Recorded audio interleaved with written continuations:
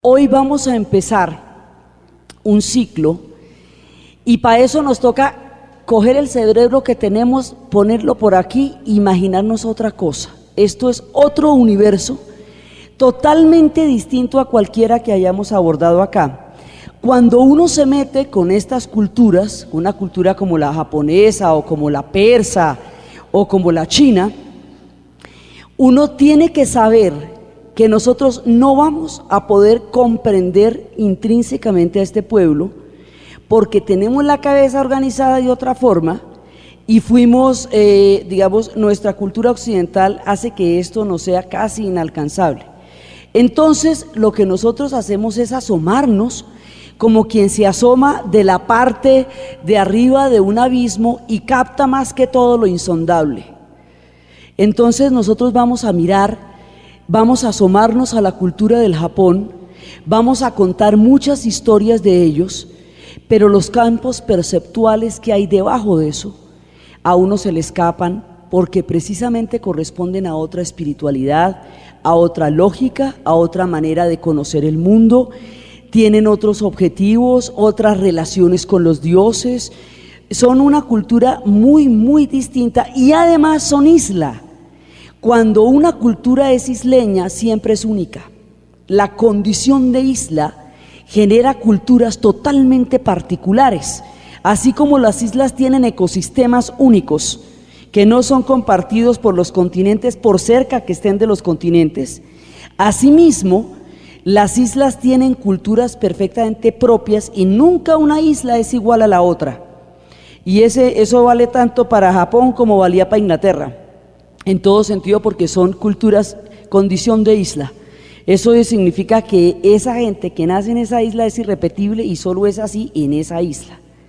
Entonces, esto vamos porque nos vamos a meter con un pueblo que ha conocido las mayores grandezas. Ellos tienen una historia bastante cataclísmica, han tenido tiempos maravillosos, han tenido tiempos de gran aislamiento, han tenido tiempos de grandes catástrofes, han tenido tiempos en que lo han perdido todo.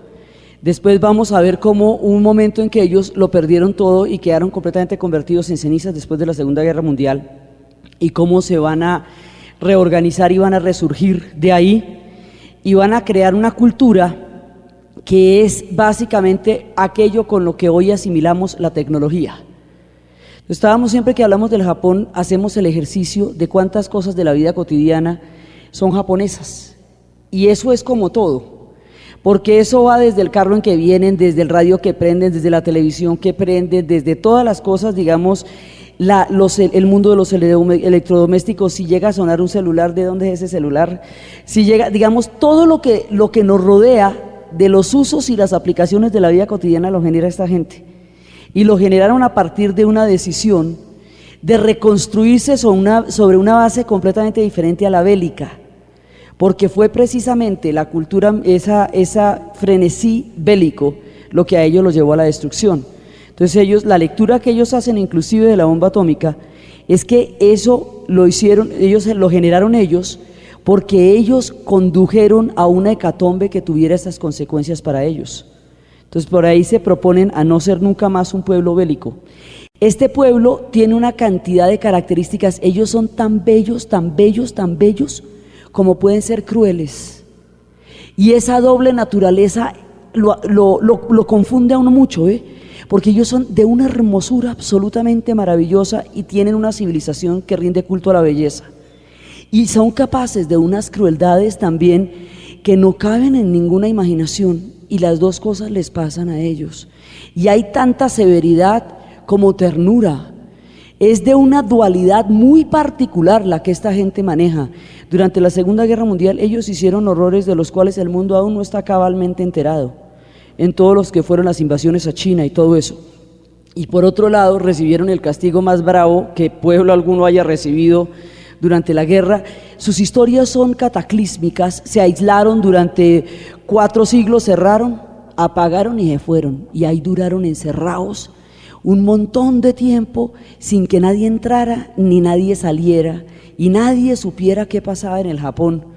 Tienen muchas épocas, hasta cuando llegaron los del Comodoro Perry y los obligaron abrir las puertas de una manera a la brava, pues tuvieron todo ellos tienen muchas culturas, tienen mucha versatilidad, tienen todo el código de honor del samurái y la cultura bushido, que es la vía del guerrero, tienen toda una forma del teatro, tienen el teatro no, tienen el teatro kabuki, tienen una forma del verso que se llama haiku, que es la representación en palabras de una imagen inmóvil. Entonces, que pretenden representar como, por ejemplo, cuando cae una piedra sobre el agua, las ondas que eso produce, se dicen en unas palabras que produzcan exactamente esa imagen. Esos son los haiku. Tienen grandes paradojas, que son los koan en el mundo zen. Tienen un concepto de los jardines, que es desde el jardín florido hasta el jardín de piedras, que es el jardín zen, que tiene una manera especial de acomodarse. Tienen el arte de la miniatura, porque su problema de espacio vital ha sido siempre acuciante y cada vez lo es más. De todas maneras, ellos tienen dramas de población y espacio vital. Entonces, como tienen esos dramas de población y espacio vital, ellos no pueden tener una privacidad física, porque es que no hay cómo. Entonces, ellos han desarrollado una privacidad interior. Y ellos están solos, aún en un baño público donde muchas personas estén bañándose simultáneamente sin ropa. Ellos están solos y en estado de total privacidad porque así lo deciden. Y a ver, y ahí no entra nadie, ellos están en estado de privacidad independientemente de que estén solos, vestidos en un baño público o en un metro, porque la privacidad la tienen por dentro, no es un problema espacial, es un problema intrínseco. Entonces, ellos tienen una cantidad de revelaciones en la cultura que son sumamente fascinantes y recorrerlo siempre es una gran aventura, porque nos lleva por los bonsáis, nos lleva por el arte de los jardines, los jardines tienen una perspectiva tal que parece que hubiera espacios y no los hay, es la manera de distribuir la profundidad sobre espacios mínimos. Entonces, como todo en ellos es pequeñito, porque son muchísimos en un espacio muy pequeño, entonces el arte de la miniatura también es el arte de la perspectiva en los jardines. Y por eso sus jardines dan una sensación de profundidad por los niveles en que se coloquen las rocas, pero en realidad son espacios pequeños. Todo el culto al papel, la manera como ellos han hecho sus casas en papel y la manera como ellos han desarrollado a través del origami una relación con los pliegues de los espíritus que los habitan. Entonces ese arte del doblez, del origami, es también una manera en cómo se manifiesta en ellos la divinidad. Entonces es un pueblo lleno de sorpresas y cuando uno habla de los japoneses, 1000 cosas van a salir. Entonces su concepción del teatro es completamente diferente a la nuestra. Por ejemplo, un ejercicio zen de teatro es que el actor pasa de aquí a esta posición en 1 hora sin que nadie se dé cuenta de la lentitud en que lo hace. A ver, entonces gira totalmente de un extremo a otro con un nivel de quietud tal que el movimiento resulta imperceptible hasta que completa el giro ante los ojos de las personas que los ven sin que ello sea visible. ¿Ve? Ellos tienen unos juegos entre lo visible y lo invisible que son totalmente distintos, son muy llamativos por todas esas tradiciones, por las tradiciones de las geishas, de toda esta historia de estas mujeres que han entregado toda su voluntad y a cambio ejercen todo el poder, una cosa muy particular porque es un poder que emana de la servidumbre. Es una mujer que reprime completamente sus emociones y se hace un espejo de aquel a quien sirve. Pero es ella quien en últimas teje los hilos de aquel a quien sirve. Entonces, estos son, digamos, son historias duales llenas de paradojas y llenas de un concepto profundo de la belleza. Entonces los estamos invitando a un camino maravilloso que es la cultura del Japón. El Japón, dicen ellos, queda exactamente donde tiene que quedar. Porque si quedara más al norte, no tendría el arroz y se perderían de la fuente de su alimento y su cultura. Si quedara más al sur, no tendría las nieves del Fujiyama y estarían perdidos de uno de sus más grandes tesoros y bellezas. Si quedara más cerca de la China, Entonces, la China se lo tragaría como se tragó a todas las demás civilizaciones que se le acercaron. Todas las civilizaciones que bordearon la China quedaron totalmente absortas por ella porque era demasiado fuerte.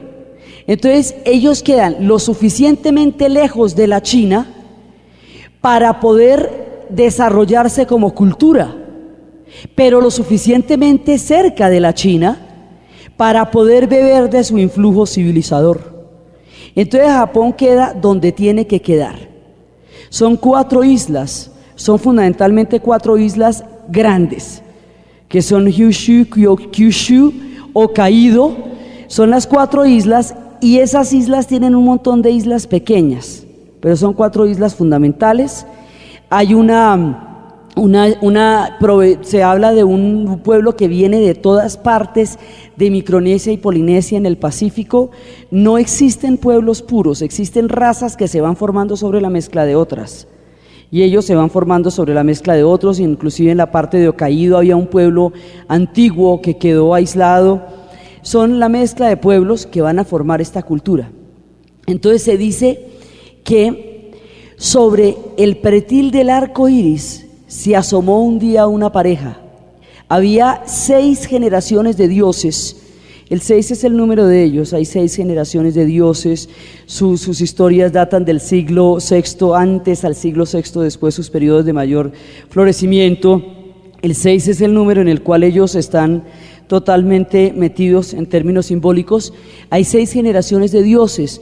De esas 6 generaciones de dioses salió una pareja que eran Izagami e Izamani. Izagami e Izamani se montan sobre el pretil del arco iris y de pronto se dan cuenta que no hay una tierra bajo ellos.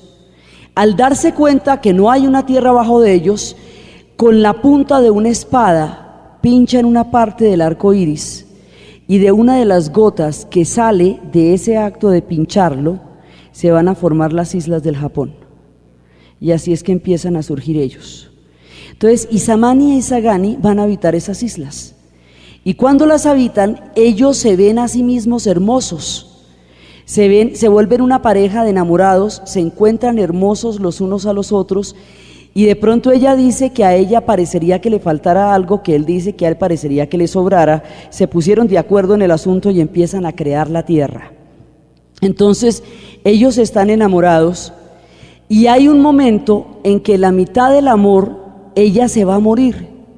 Se muere Izamani y el otro queda en una desolación absolutamente terrible. Además, ellos tienen un problema muy grave con la descomposición, con lo impuro, con lo sucio. Y la muerte la van a asimilar con toda forma de descomposición. Entonces para ellos eso era aterrador. Ellos tienen una religión que se llama el Shintoísmo. Es la religión original del Japón. Se va a mezclar con muchas otras, pero en esencia es el Shinto. Es el culto a la naturaleza y más adelante va a ser el culto al emperador. Entonces esta religión se va formando de una conciencia. El pueblo japonés tiene una conciencia clara de que esas islas no están habitadas solo por ellos. Ellos comparten esas islas con unos espíritus terribles, cuyas condiciones de catástrofe y destrucción son inconmensurables. Y se dice que todo el culto que tienen los japoneses a la belleza es una manera de apaciguar los terribles espíritus con los cuales ellos comparten esas islas. Porque esos espíritus son tifones, son terremotos que periódicamente les hunden una isla. Ellos conviven permanentemente con la destrucción. Entonces, y saben que la destrucción es parte de los ciclos de la vida. Por eso sus viviendas o eran en papel, muchas veces todavía lo son, o son antisísmicas, porque ellos saben que a ellos ese Japón, cada vez que lo crean, vienen los espíritus kami y se los desaparecen. Entonces ellos tienen una tremenda familiaridad con la destrucción. Ellos creen en un mundo invisible y en un mundo visible, y el mundo invisible y el mundo visible se intercalan los unos a los otros en un tejido profundo que nosotros no percibimos a primera vista, porque como es un tejido entre lo visible y lo invisible. En ese punto están ellos. Entonces, si ustedes recuerdan la imagen de una montañita alta, con una montañita más pequeña, unida por un puente de cuerda. Si alguna vez han visto esa imagen, esos son Isamani e Isagani, y el puente de cuerda muestra los hilos invisibles que los unen, cómo ellos siempre están juntos, aunque el mar esté de por medio separándolos. Entonces, a veces hay portales que aparecen por ahí, dito en cualquier parte, en la mitad de un río, por ahí al lado de un puente. Muchas veces son portales alrededor de los cuales no hay caminos, ni templos, ni nada. Son solamente portales muy vistosos, muy bellos, muy coloridos, generalmente en rojo, con colores muy fuertes. Y uno dice, pero estos no van a ninguna parte, ni van ni vienen, ni aparentemente están, no tienen el sentido de un arco, ni tienen el sentido de un portal en el sentido arquitectónico de la palabra. Por eso no comunican nada físico. Esos portales son límites donde empieza el universo de los dioses, de los espíritus kami. Entonces ellos hacen esos portales para trazar los límites en el mundo, entre el mundo visible y el mundo invisible, entre el mundo de los dioses, del espíritu del universo kami, y el mundo de los humanos.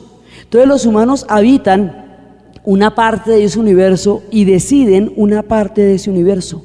Entonces, cuando Isagami y Isamani entran en la tragedia de la muerte de ella, él va a ir al inframundo. Ellos hablan de 3 mundos. Hablan de un mundo de los dioses, un mundo kami, ¿sí? Un mundo donde están todos los espíritus. Hablan de un mundo medio, que es donde habitan los hombres, y hablan de un inframundo, que es el mundo de la muerte. A ese mundo lo llaman Yomi, y Yomi es el reino de la descomposición. Entonces, ella va al Yomi porque ha muerto.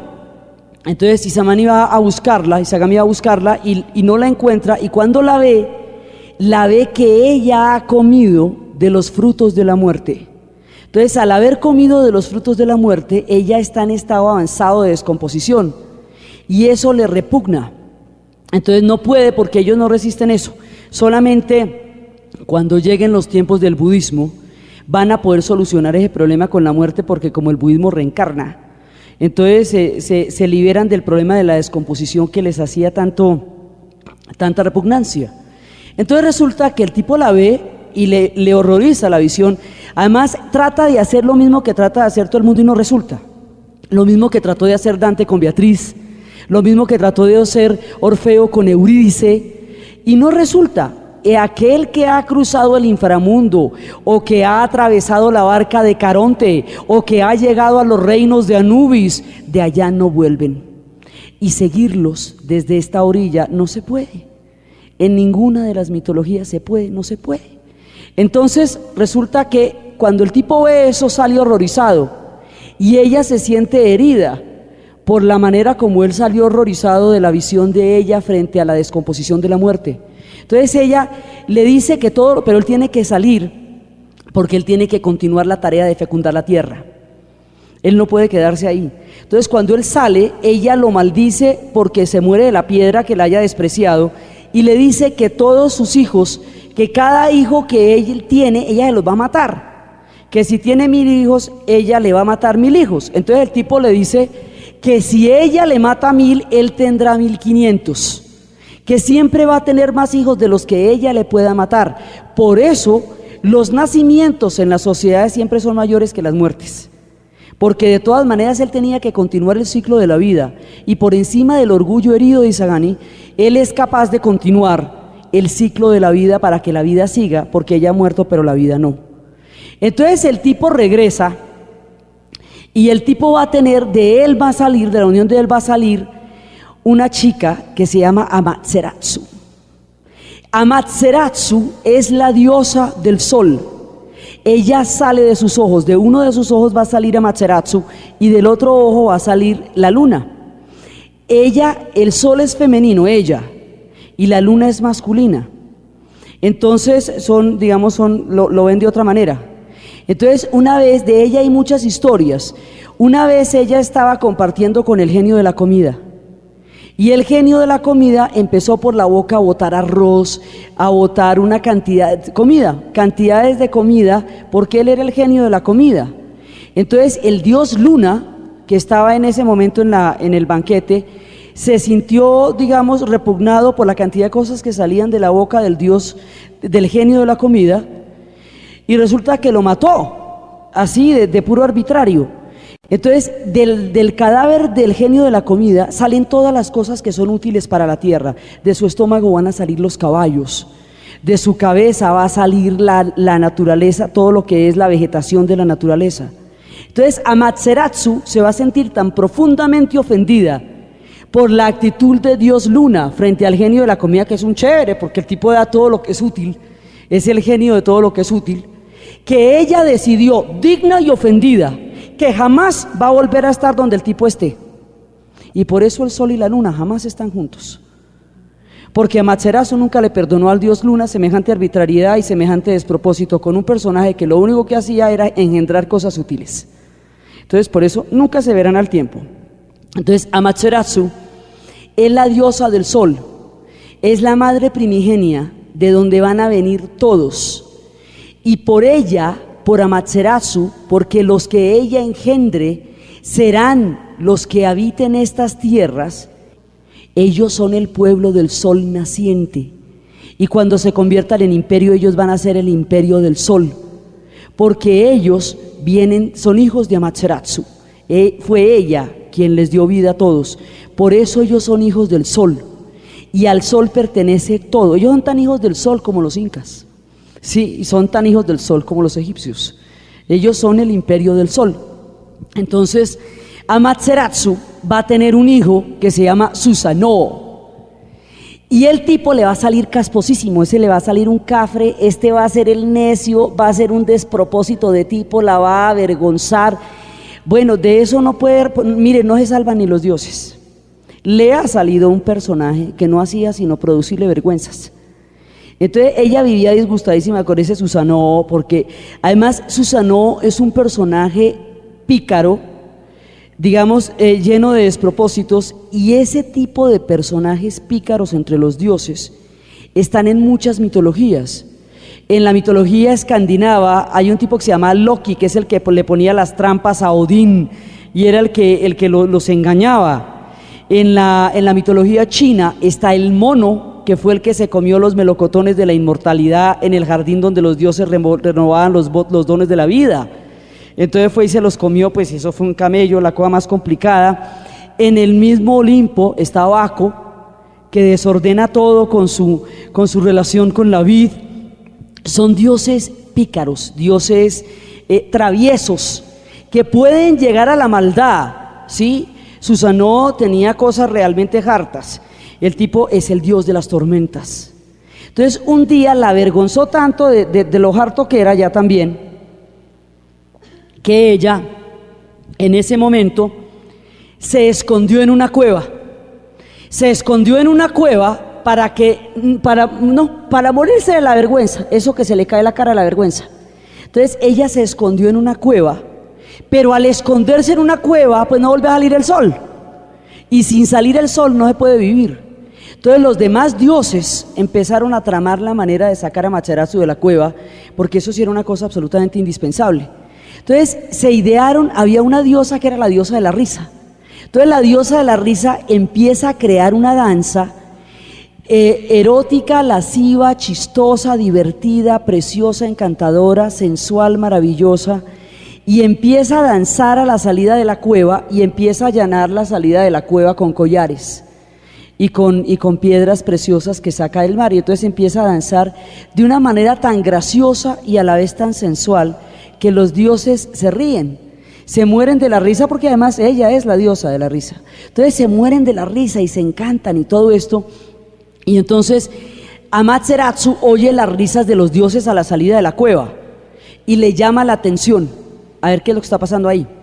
Entonces en el momento en que ella pregunta qué pasa, le contestan que los dioses están muy contentos porque al fin han encontrado a alguien que es más bella que Amaterasu. Y eso sí ya son palabras mayores. Una cosa es la pena y otra la vanidad. Entonces, eso sí tampoco, ya que anden diciendo por allá afuera que hay diosas más bellas que Amaterasu, hemos visto que eso no se le puede decir a nadie. Con Venus vieron el lío, ¿no? Entonces, con Afrodita y la manzana. Entonces resulta que ella sale a ver qué es la vaina, quién es más bonito que ella, pero ¿cómo? Y en el momento en que ella sale de la cueva, los dioses de la fuerza sellan la cueva. Y ella no puede volver a entrar y el sol sale de nuevo sobre las islas de Hokkaido y Kyushu para que el pueblo japonés pueda vivir de ellos, porque si no se había muerto toda la descendencia. Entonces, Amaterasu va a seguir viviendo. Susanoo a ratos hace cosas chéveres, porque también él se la pilla que él también es embarrada, y entonces trata de hacer las cosas mejor. Y un día llega a una aldea donde hay una serpiente que está amenazando a una población. Entonces, y a una pareja. Entonces él se compadece de la situación de peligro en la cual esa aldea está y crea una espada, y con esa espada va a matar, a derrotar la serpiente y a salvar y a liberar la aldea. Esa es la espada samurái, es la espada de toda la creación, es la espada mítica, es la madre de las espadas, es de donde vendrán las espadas en los tiempos futuros. La simbología de las espadas es muy importante para ellos, es súper importante. Entonces, Susanoo va a tener una hija, y esa hija, porque siempre para un pícaro hay otro pícaro. Entonces, él tiene una hija que la va a casar, y aparece un personaje y se la roba. Entonces, y se lleva todos los dones de Susanoo. Entonces se la roba, pero al llevársela con los dones de Susanoo, se lleva una arpa que va dando el sonido, es el que lo despierta. Entonces él se despierta y ve que se están raptando a su hija, un tipo que fue a quien él había atendido como huésped y todo. Y la cosa más curiosa, sale a perseguirlo. Entonces, claro, este personaje sale absolutamente muerto del susto porque acaba de robarle la hija a Susanoo, que es el dios de las tormentas. Pero la reacción más curiosa acá es que Susanoo dice, le parece chévere que haya alguien más vivo que él. Le parece hasta divertido. Dice, bueno, me la hicieron a mí siquiera, ¿no? Alguien por lo menos más pícaro que yo. Entonces, cuando el otro piensa que lo va a atacar, le dice, oiga, cásese con ella legalmente y funde un reino y tengan una larga descendencia. Entonces se la lleva, y de ahí van a hacer un tipo que se llama Ninigi. Y Ninigi cuando él se va a desposar, este personaje, hay dos criaturas que lo están mirando. Entonces, una es la dama de la rosa florida, la dama florida, y la otra es la dama de la roca. Entonces, él escoge a la dama florida por lo vistosa y por lo bella. Y cuando él escoge a la dama florida y se casa con ella, la dama de la roca le dice, si me hubieras escogido a mí, yo soy eterna, yo soy inmortal, por mí no pasa el tiempo, yo estoy desde el principio y desde el fin de las cosas. Tus hijos serían eternos e inmortales. La dama florida solo vive breve tiempo, porque esa es la condición de la belleza, su brevedad y su carácter mortal.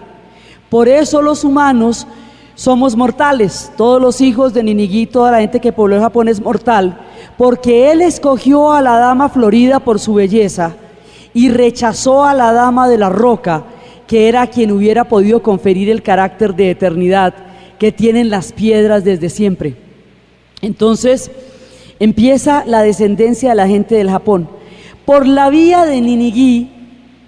Y para aclarar que toda la tierra que pertenece a las 4 islas es de Amaterasu, por la vía de la descendencia de Ninigi va a haber una alianza, un pacto en que esa tierra es de ella, esa es la tierra del sol, y debe quedar absolutamente claro que esa es la tierra del sol. Entonces, aquel que vive en esa tierra la custodiará, pero esa es la tierra del sol. Entonces ella manda a uno de su descendencia para que cuide la tierra del sol, y digamos, la tierra le pertenece a él, en tanto él es el enviado de Amaterasu. Por eso, la tierra del Japón le pertenece al emperador. En el sentido mítico le pertenece al emperador.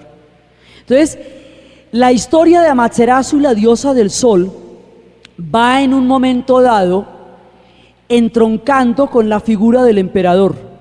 Y la figura del emperador va a llegar a ser tan importante que la religión Shinto va a estar enfocada hacia la imagen del emperador. Y el emperador va a ser no solamente el dueño de la tierra, sino que va a ser el dueño de la vida de la gente del Japón.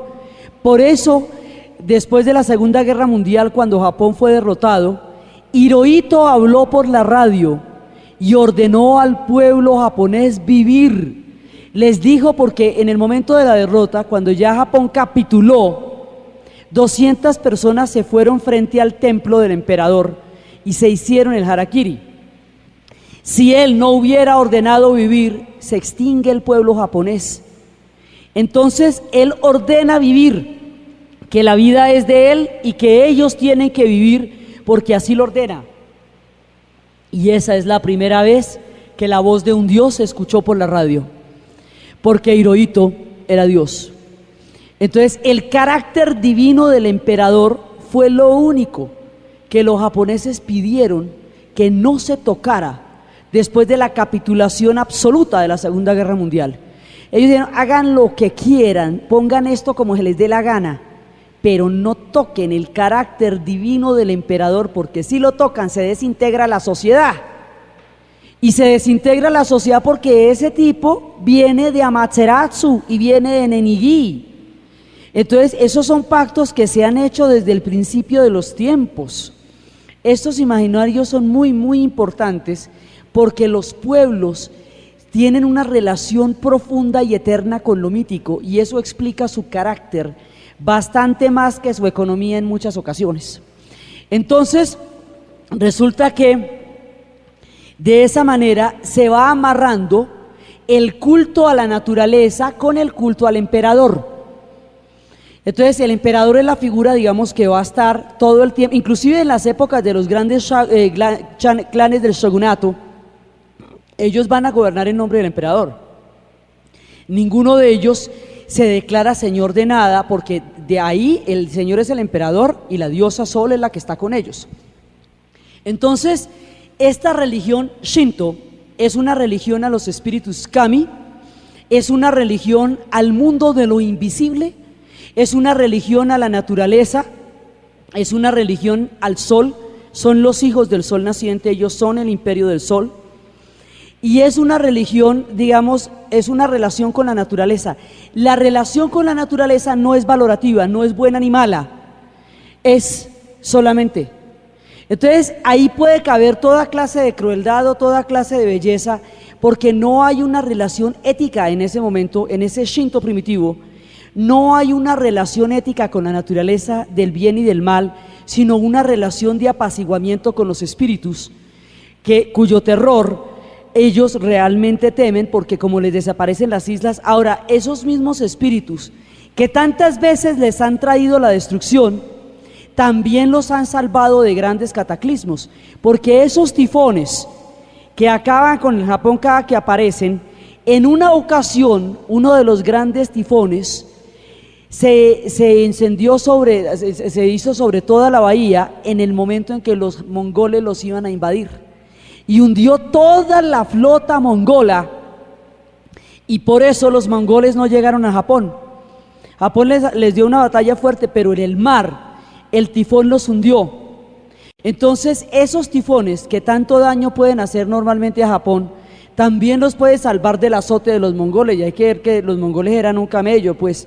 Entonces resulta que ellos saben que su relación con esos espíritus es absolutamente dual, porque tan terribles como son, también saben que los salvan, y que a través de la belleza conjuran. Por eso ese pueblo tiene esa obsesión por la belleza, por la estética, por la danza, por el canto, por los jardines, por las pinturas, por las letras, por todo eso, digamos, el alfabeto, todo eso está imbuido del espíritu de la belleza, y el espíritu de la belleza es la manera como ellos se relacionan con los espíritus kami, ellos son completamente conscientes de que esa isla la comparten, no la habitan, la comparten con los espíritus de la naturaleza.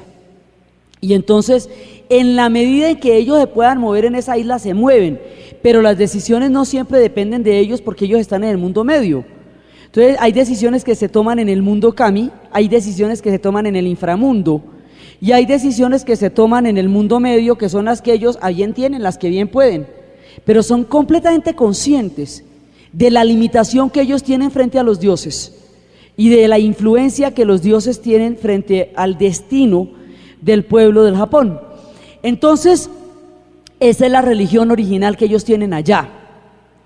Ellos tienen una característica, y es que como pueden llegar a ser de aislados, ellos son tremendamente permeables y son capaces de asimilar cualquier influencia.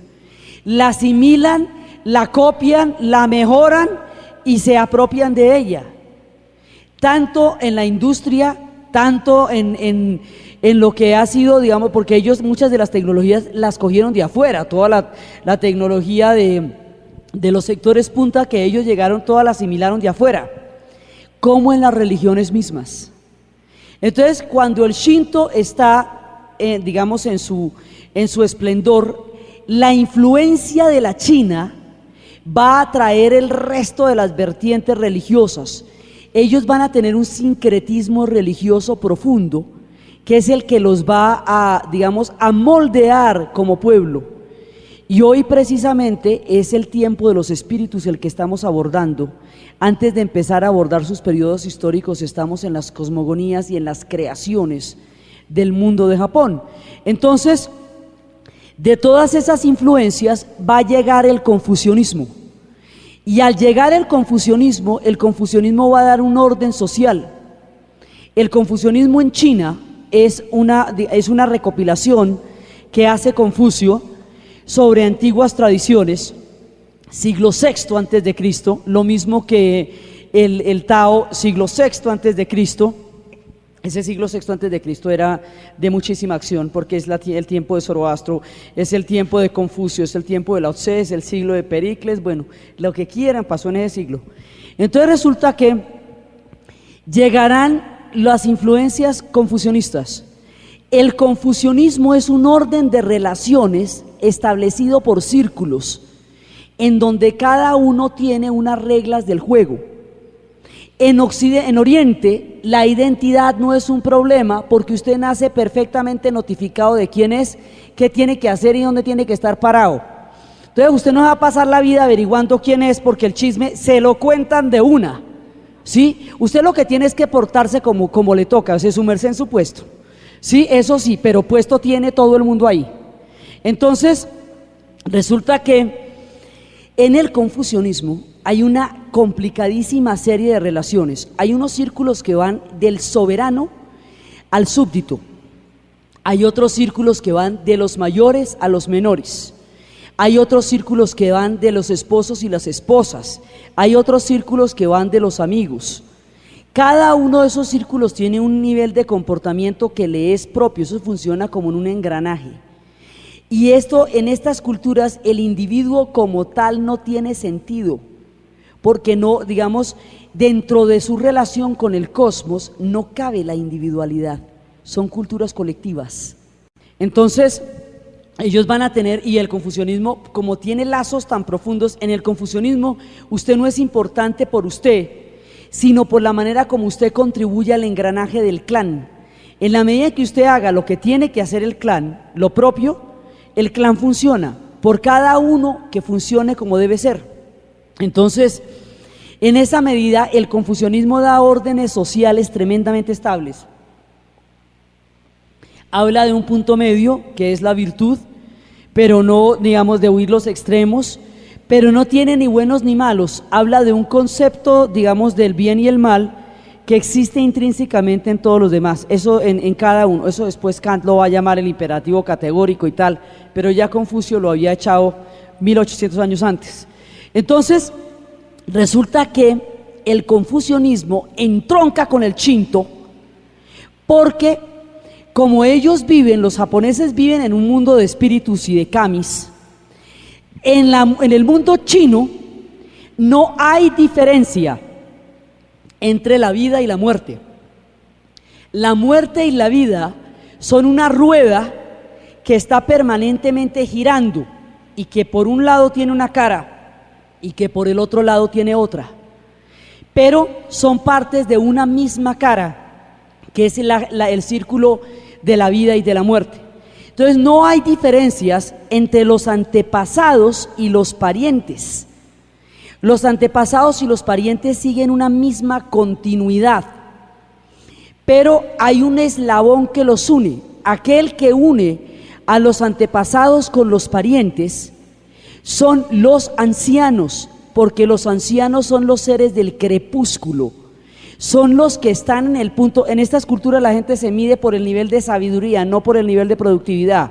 Entonces los ancianos se preparan una vida entera para poseer tal sabiduría que estén listos para aportarla a la sociedad. Es la mejor parte de la vida y se preparan para ello. Por eso existe todo ese culto a la longevidad y a la comida y a todo esto. Entonces resulta que estos seres del crepúsculo son los que cepillan ese haz de relaciones que hay entre la vida y de la muerte, entre los antepasados y los parientes, porque están en la zona intermedia entre la vida y la muerte, porque son los seres del crepúsculo. Y para eso se ha preparado toda la vida, para llegar al punto del crepúsculo desde donde el cual usted puede dirigir y empezar a contar cómo son las cosas.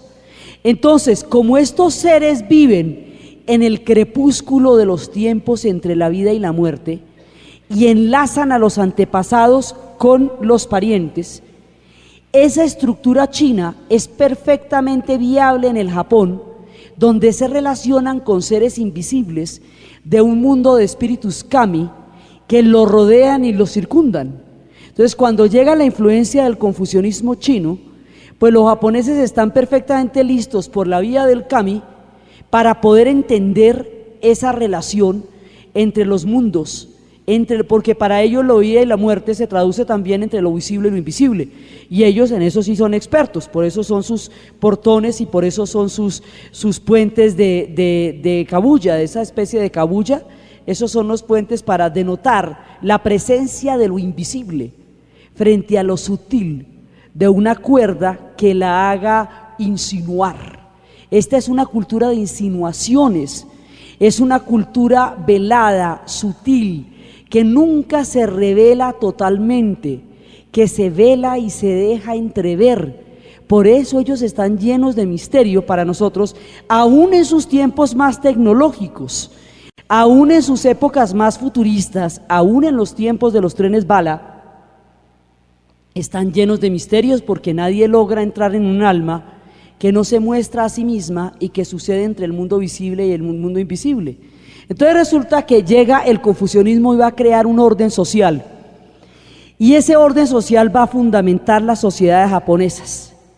Después del orden social que fundamenta las sociedades japonesas, va a llegar una de las influencias más importantes de todas, el budismo. El budismo va a llegar de la China. Buda nace en la India, en el siglo VI que te dije, antes de Cristo. ¿Sí? Buda nace ya adulto. Gautama Buda es un señor que nace en un paraíso, y sus padres quisieron aislarlo del sufrimiento y lo tuvieron en un hermoso jardín donde todo era belleza y donde todo era maravilla. Y resulta que la idea era que él nunca tuviera contacto con la infelicidad, y lo particular de eso es que todos haríamos eso con nuestros hijos de poderlo, pero no se podía ni con Buda.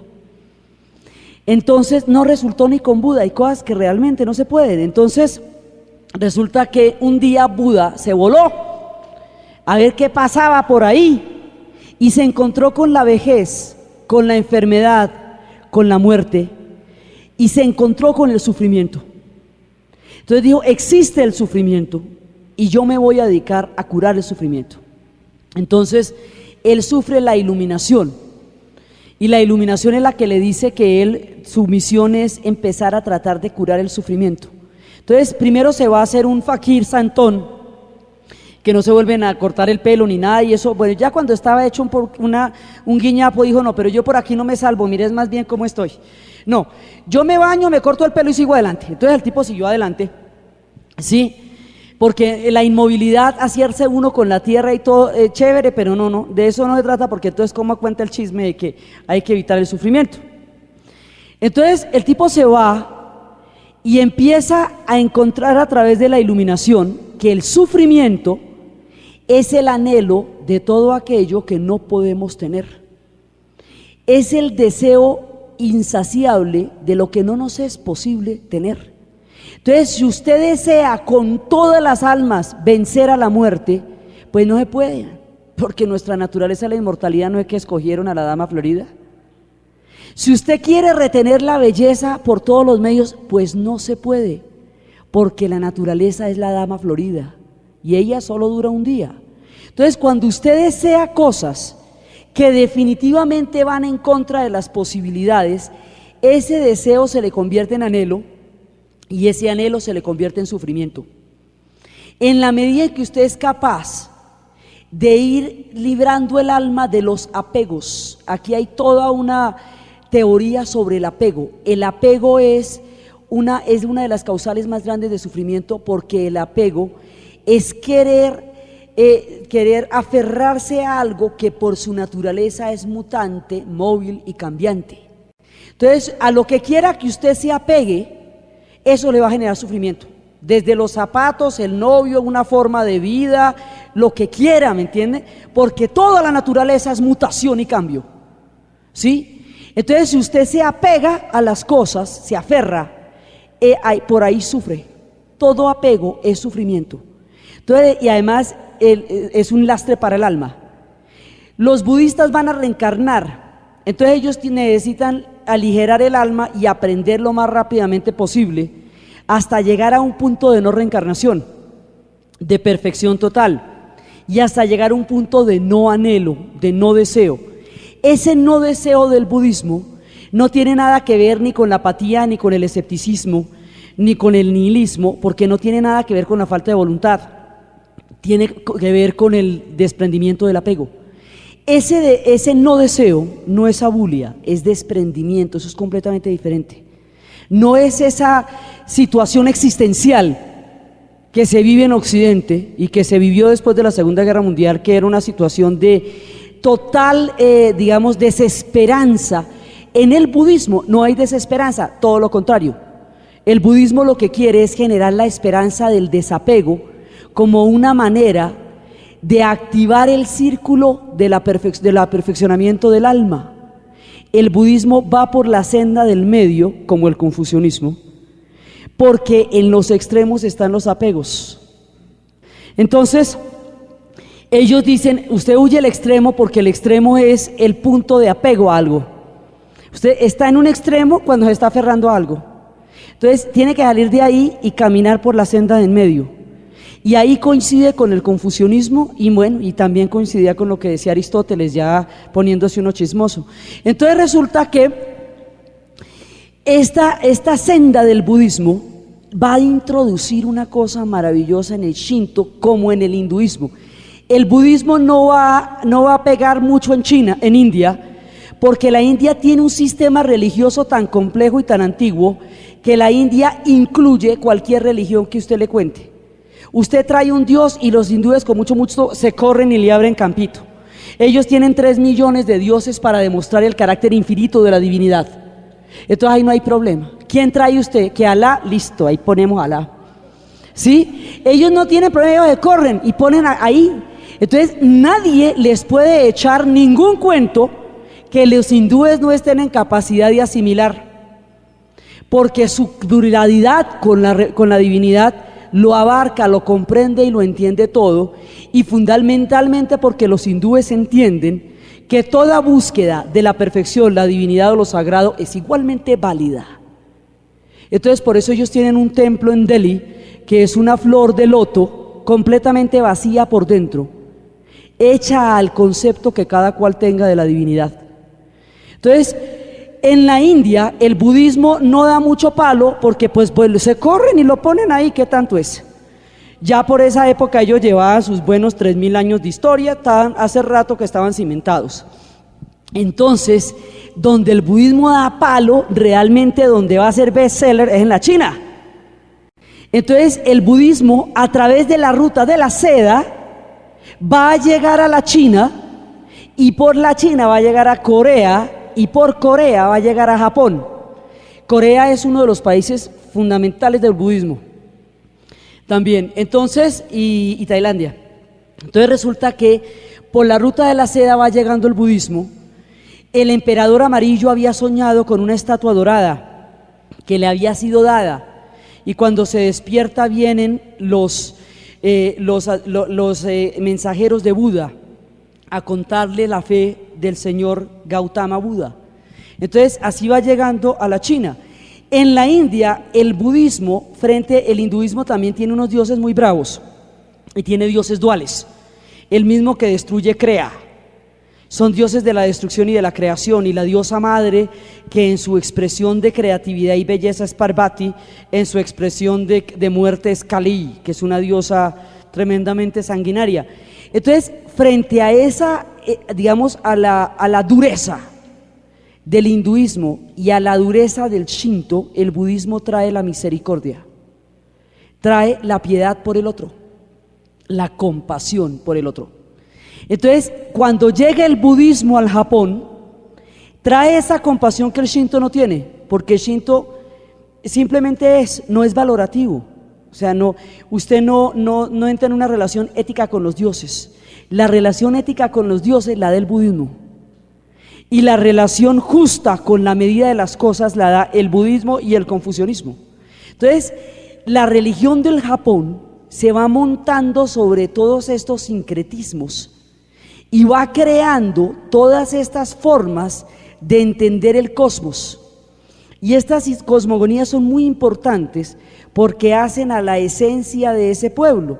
Entonces, va llegando el budismo, y el budismo se instala con toda su actitud psicológica, con todos sus frenos frente al sufrimiento, digamos, con sus consejos de desapego y todo eso, porque lo fundamental para el alma es fluir, para poderse mover y para poder reencarnar. Entonces, rápidamente para salir de eso, entonces usted, entre menos apegos tenga, pues más fresco, me he dicho, mejor para usted, menos sufre, mejor para todos, porque esos apegos también apegan a otros, y más ligero va usted en el aprendizaje de la reencarnación. Al reencarnar, solucionaron el problema con la muerte, que les daba un asco a los japoneses, la cosa más horrible, ellos no podían con eso. Entonces no, eso no había donde poner los muertos porque todos les parecían horribles. Entonces, si usted va a reencarnar, pues no pasa nada, ¿ves? Se despoja de uno de los vestidos de la vida para entrar en otro de los vestidos de la vida. Y así solucionamos el problema de la muerte, de la descomposición. Entonces, los ritos funerarios japoneses son increíblemente complejos y meticulosos para facilitar la vía del alma hacia la adquisición de otro cuerpo en el camino de la reencarnación. Entonces, así no hay problema. Entonces, ellos son meticulosísimos. Los ritos funerarios son sumamente importantes porque expresan esa bienaventuranza al alma que continúa su viaje en el camino de las reencarnaciones, a la caravana de la vida y de la muerte. Por eso les digo que esto es un campo perceptual distintísimo. Entonces, después llega la otra que les va a dar el carácter definitivo. Y la que les va a dar el carácter definitivo es el Zen. Hay quienes dicen que el Zen nació de la propia sociedad japonesa. Hay quienes dicen que llegó por la vía de la China. En eso hay toda clase de versiones, pero el asunto es que el Zen, como quiera que sea, llegó para quedarse. Y al llegar para quedarse, va a crear en Japón la base de lo que es su relación con la belleza, con la naturaleza, con la vida. Es una cosa impresionante lo que el Zen hace. El Zen, bueno, explicarlo en palabras es como, hay que ahondar en lo que dijimos al principio. Cuando uno está hablando del Zen, el Zen no es verbal. Entonces uno les puede echar es como chismes sobre el Zen. Pero el espíritu del Zen uno no se los puede transmitir, porque el espíritu del Zen no es transmitible. Eso no es así transmisible, ¿sí? Ahora, en un sentido estricto eso pasa en cualquier religión. Usted puede hablar, pero la fe no la puede transferir, tampoco. Ni el misterio mismo de lo que es la fe usted tampoco lo puede transferir. Pero el asunto con el Zen es que el Zen escapa a la racionalidad, porque funciona en otro plano. Entonces, en el Zen, por ejemplo, la importancia en un pocillo es el vacío, porque por eso es que sirve. Un pocillo lleno no tendría ninguna utilidad, porque no se podría llenar de agua ni de ningún líquido. Entonces, lo que es fundamental en el pocillo es el vacío. Por eso es que sirven los pocillos. Entonces, ¿qué es lo chévere del pocillo? El vacío. Luego, ¿cuál es la nota ahí? El vacío. Entonces, eso es otra percepción del mundo. Entonces, una vez llegó un gran intelectual a donde un monje zen y le dijo que él quería aprenderlo todo y saberlo todo, y mientras le decía esto, el monje empezó a servir té sobre un pocillo que se desbordaba y se desbordaba y se desbordaba y se desbordaba, y no interrumpió ese reguero de té mientras el otro le contaba con la mayor avidez qué cantidad de cosas quería aprenderle. Y se desbordaba el reguero hasta que ya toda la mesa la tenía inundada, y entonces el otro se le desesperó y le dijo: ya, ole, ya, deje. Entonces dice: es que mire, yo no le puedo dar nada si usted viene así de lleno. Mire qué me pasa. Lo único que puedo es generar un inmenso reguero que no le aprovecha a nadie, para que usted pueda entender y aprender las cosas que dijo, que por las cuales vino. Le toca vaciarse. Y sobre el vacío sí podemos trabajar, pero en ese estado de llenura que usted viene, de ideas y de percepciones, lo único que podemos generar usted y yo son regueros. Entonces esas son las vías del Zen. Entonces, por ejemplo, hay una parte que reivindica mucho el Zen, que es el instante. En el momento en que usted está frente a la contemplación, por ejemplo, de un paisaje, digamos, estoy hablando de un estado del alma de mucha exaltación. Entonces, por ejemplo, puede ser un paisaje. Usted está viendo algo demasiado bonito, tan bonito, tan bonito, tan bonito, que embriaga sus sentidos y su corazón y lo llena de un júbilo inmenso. Entonces, usted está experimentando una sensación tan grande de magnificencia, de placer, de belleza, que está completamente conmovido. El instante en el que usted está contemplando eso, ese instante es irrepetible. Hay un instante en el que eso pasa. En el momento en que usted le va a contar a alguien que eso le pasó, va a utilizar la palabra. La palabra va a utilizar el pensamiento, y el pensamiento va a acudir a la memoria, y la memoria ya es pasado. Entonces, cuando usted cuenta, eso ya no está pasándole, porque ya es pasado. Entonces, hay un instante, es un instante, en el instante de la contemplación, el instante de la emoción, el instante de lo indefinible, que es donde se instala el tiempo zen. Entonces, la inmediatez del zen no es un aquí y ahora frenético, como se podría entender, digamos, el tiempo del no futuro, ¿no? Que es aquí ya, mejor dicho, y que va. No, es que no tiene que ver ni con lo frenético, ¿sí? No es esa sensación del instante que tiene que ser vivirse todo ya. No, eso no tiene nada que ver con eso. Inclusive no conoce frenesís. Es el instante en el que usted está en contacto puro con la emoción, el instante en que sintió el amor, el instante en que su alma se acercó al alma de alguien más, el instante en que usted contempló un paisaje que no pudo caber en su corazón de lo desbordante y de lo bello, el instante en que usted sintió por primera vez cosas que el resto de la vida lo determinarían, ¿sí? Entonces, esos instantes son irrepetibles, pero son instantes valiosísimos, y en el acelere de la vida moderna resulta muy difícil recuperar ese tiempo, pero ese tiempo es real. Ese tiempo es tan cierto y tan humano y tan cotidiano como el tiempo de los días, las semanas y los años. Solamente que es en otra dimensión que funciona, porque está en la dimensión de la pura emocionalidad. Ese tiempo es no verbal. El instante de un nacimiento, por ejemplo, lo que se siente cuando nace un hijo, eso como lo cuenta usted, es una emoción suma. Esa emoción tan absolutamente suprema no es verbalizable. Después del parto usted cuenta y aún así no puede transmitir con palabras lo que está sintiendo. No hay palabras para eso, ¿sí? No existe ninguna manera de hacer transferible una emoción de esa naturaleza. Esas son instantes zen y ellos trabajan ahí. Entonces el zen es una actitud ante la vida que se mueve en otros espacios y se mueve en otros planos, ¿sí? Entonces, y los japoneses se mueven en otros planos y se mueven en otros espacios y andan entre lo visible y lo invisible y en su mundo de cortesías y en su mundo de bellezas y en su mundo de todo eso, ellos se mueven en otros espacios, ¿ve? Tienen otro nivel del tiempo. Entonces, por ejemplo, otra de las actitudes zen es el realizar una actividad cotidiana de una manera tan supremamente metódica, lenta y parsimoniosa que se entre a una dimensión interior. Entonces, por ejemplo, para un monje budista, barrer toda la tarde un jardín de piedras, de la manera más, tanto que si usted puede llegar a no percibir la barrida del jardín de lo perfecta que es. Entonces el tipo puede barrer el jardín de piedras toda la tarde y al barrerlo con esa extrema lentitud, el tipo está destapando dimensiones internas, ¿sí? Porque no es para la exterioridad que usted está trabajando, es para adentro. Entonces, por supuesto, estas cosas son complicadísimas de entender en Occidente, donde la perspectiva es tan exterior, tan completamente hacia afuera. Entonces, todo esto va para adentro. Por eso es que estos pueden tener esas dimensiones de la privacidad por dentro y estar completamente solos en medio de una multitud, porque las dimensiones interiores que desarrollan son muchísimas y ahí se mueven en otros planos.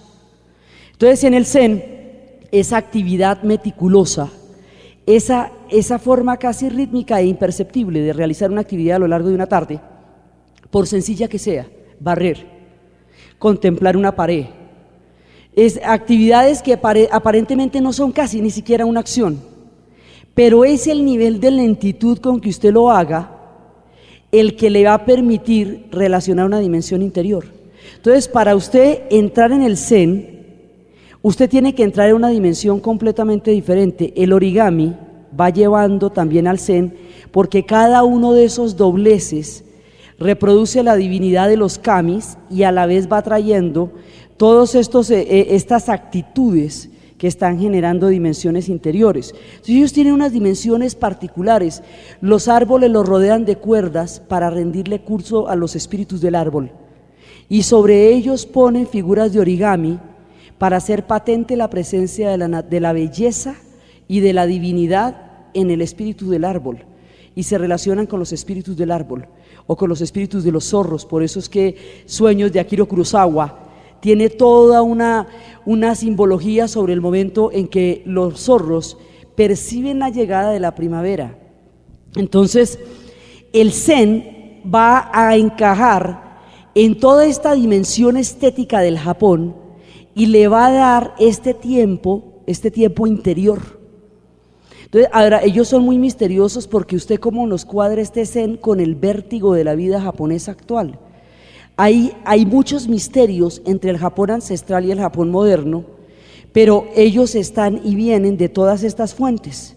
Entonces, el zen son muchas cosas. Por ejemplo, un día yo estaba de afán y necesitaba rápidamente, cuando uno le toca estudiar a toda, ¿sí? Entonces necesitaba leer un texto que me aproximara al zen rápidamente porque iba a preparar un programa.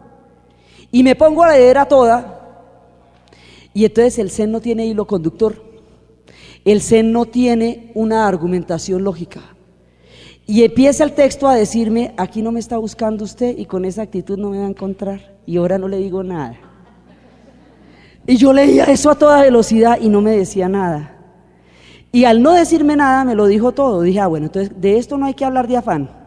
Primero, no es una cosa que yo me pueda meter en la cabeza, como me puedo meter volúmenes de información inmensos para soltarlos en un momento dado. No es ni siquiera un volumen de información. No es una coherencia lógica, argumental, que uno pueda llegar y traer. No la puede ni traer, apenas y la puede invocar. Entonces dijimos, no, para poder hablar de esto no hay que tener afán. Otro día que no tenga afán, me puedo aproximar a los espíritus y ellos con muchísimo gusto se dejan ver. Pero si vengo así de acelerada, ellos no están para esas. Entonces, por eso es que la cosa es de otra manera. Eso no es ni argumental, ni tiene ese estricto sentido coherente, porque esto no es la lógica aristotélica. Esto no es la lógica occidental. Ni siquiera responde a una aproximación de la cual uno se puede apropiar. Eso es una manera de existir en el cosmos a la cual usted se acerca, pero de la cual usted no se apropia, porque eso usted no lo puede echar en ninguna mochila, ni se puede ir con eso para ninguna parte. Sí, es otra cosa, es una relación con la divinidad y con el cosmos, dada a través de los instantes y a través de los tiempos interiores. Entonces, eso se va a relacionar con el budismo y se va a llamar el budismo zen. Entonces, el budismo zen es, digamos, una de las partes importantísimas de las religiones del Japón. Entonces, el Japón va a desarrollar toda esta cultura a través de la asimilación de muchas formas religiosas a lo largo de lo permeables que son a las culturas y de lo exclusivos que son a las interpretaciones. Ellos se abren a cualquier cuento, pero la interpretación que ellos hacen de ese cuento no es sino de ellos. Entonces tienen ese equilibrio entre la influencia y la originalidad.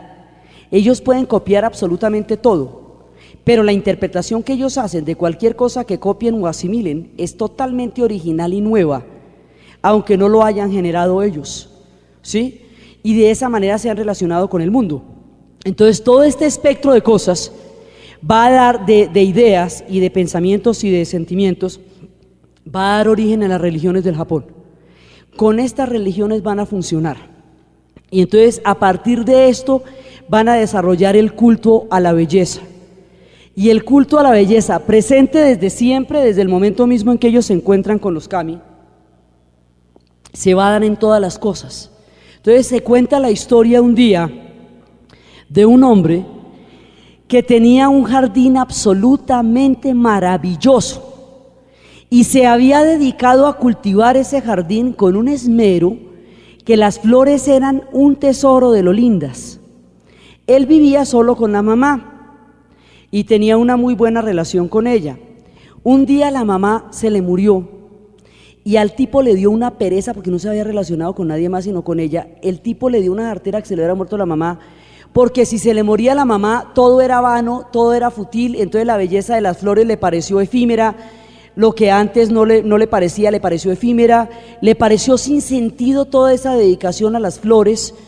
Se sintió, en la época en que él se dedicaba al jardín, eran tan lindas que le decían el señor mariposa. Pero el hombre queda totalmente descorazonado y desesperanzado con la muerte de la madre y decide volverse ermitaño. Abandona para siempre su jardín de flores y se va a la mitad de la montaña, donde no se vuelve a relacionar con nadie, y se dedica a orar. Un día, cuando estaba en un acto de oración, golpeó a la puerta una mujer anciana y le pidió que dijera una oración a Buda por ella. Entonces, la presencia de la mujer anciana no perturbaba de ninguna manera la soledad y el aislamiento del ermitaño. Entonces por eso la dejó entrar, porque no se sintió de ninguna manera interrumpido en su aislamiento por la presencia de ella. Entonces la mujer anciana se sentó al lado de él y él empezó a ofrecer la oración a Buda al lado de la presencia de la mujer anciana. De pronto llegó una mujer violeta, en unos tonos violetas sumamente fuertes, y se sentó al lado de la mujer anciana mientras él continuaba la oración del budismo sin ninguna interrupción. Luego llegó una mujer en unos ocres resplandecientes y cambiantes, degradados. Luego llegó una mujer en unos colores naranjas sumamente fuertes y se sentaron al lado de él mientras él continuaba la oración zen, la oración budista. Luego llegaron las mujeres que tenían los tonos más azules, intensamente azules, entre los celestes y los petróleos y los profundos, y se sentaron al lado de él. después empezaron a llegar las mujeres que tenían los tonos de los verdes encendidos, después empezaron a llegar las mujeres que tenían los tonos de los morados, y así empezaron a llegar mujeres con unas intensas tonalidades cuyo colorido no interrumpía la soledad del ermitaño, que estaba continuando con la oración a Buda que le había pedido la mujer anciana. Cuando ya estuvo todo lleno, completamente lleno, de mujeres de colores de unas grandes intensidades, arrodilladas junto a él en la oración a Buda, se pararon todas y le dijeron que ellas eran las flores que él había cuidado a lo largo de la vida, que venían a agradecerle por tanta belleza y dedicación que les había dado, y que le venían a comunicar que aunque la belleza fuera efímera, valía la pena, y que nunca se le podía despreciar por el hecho de que no pudiera permanecer, porque también en su carácter efímero es que ella es tan hermosa y tan intensa. Entonces, que no importaba que las cosas pasaran, que no importaba que las cosas se acabaran, siempre había valido la pena vivirlas, y él no tenía por qué despreciar todas las cosas que amó solo porque no podía quedarse con ellas más tiempo del que las tuvieron. Y así él recuperó el espíritu de la alegría a través del espíritu de las flores de los 1000 colores, y pudo seguir. Él siguió siendo un ermitaño y siguió orando a Buda, pero lleno de alegría y regocijo en el corazón, porque ya nunca más pidió que las cosas se quedaran con él, ni tampoco tuvo la amargura de sentir las idas y estar extrañando lo que ya no podía tener más. Entonces esa es la historia del señor Mariposa. Y así esta gente va contando las más bonitas, porque de verdad son de una belleza. Entonces este pueblo se va formando psíquicamente y se va formando históricamente, y todo va conviviendo simultáneamente. Ellos se van conviviendo, todas estas religiones van conviviendo sus periodos históricos, van desarrollando un linaje imperial, y esos linajes imperiales se van llamando según el territorio desde donde se esté gobernando. El periodo Edo, todos estos periodos se van, como se llama, el periodo Kamamura, de acuerdo a la región desde donde se está dando la casa imperial, es que ellos se van gobernando. Entonces primero van creando un mundo psíquico, un mundo espiritual, porque ese es el mundo que ellos habitan, y ese mundo es tan real para ellos como el mundo, digamos, fáctico en el cual se mueven cotidianamente. Y en ese sentido se parecen mucho a las culturas precolombinas, a las culturas incas, mayas y aztecas, donde están viviendo en universos cósmicos a la par que viven en universos fácticos, ¿sí? Son pueblos que viven en entornos religiosos profundos.